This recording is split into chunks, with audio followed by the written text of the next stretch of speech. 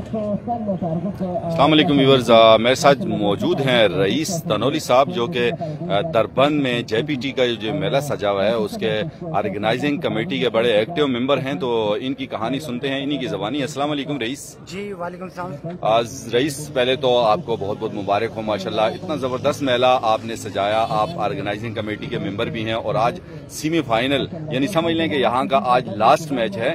तो कैसा रहा आपका एक्सपीरियंस, क्या कहेंगे JPT के लिए? जी सबसे पहले तो मैं तमाम नाजरीन का जो आपके पेज से देख रहे हैं उनका शुक्रगुजार हूँ, और दूसरे नंबर पर जिरगा पाकिस्तान ट्रस्ट का बहुत बड़ा शुक्रगुजार हूँ कि इस इलाके के नौजवानों के लिए अपना टैलेंट शो करने के लिए एक बहुत ही अच्छा प्लेटफॉर्म मुहैया किया है।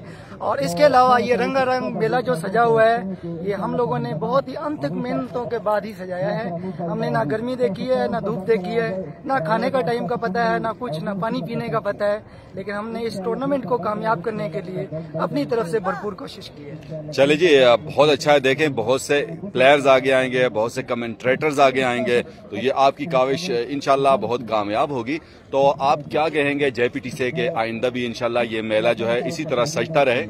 जी बिल्कुल, मैं JPT का शुरू से ही एक एक्टिव मेंबर हूं और मैं JPT से पूरी उम्मीद रखता हूं कि आइंदा भी इस तरह के रंगारंग फेस्टिवल्स इनका इनेकाद करते रहेंगे, खुसूसन तौर पर एजुकेशन के हवाले से, स्पोर्ट्स के हवाले से, हेल्थ के हवाले से, एनवायरनमेंट के हवाले से, और भी जिस तरह के XYZ जो भी प्रोजेक्ट्स चल रहे होंगे उस पर अपना भरपूर काम करेंगे। थैंक यू सो मच जी, बहुत शुक्रिया, अपना ख्याल रखें।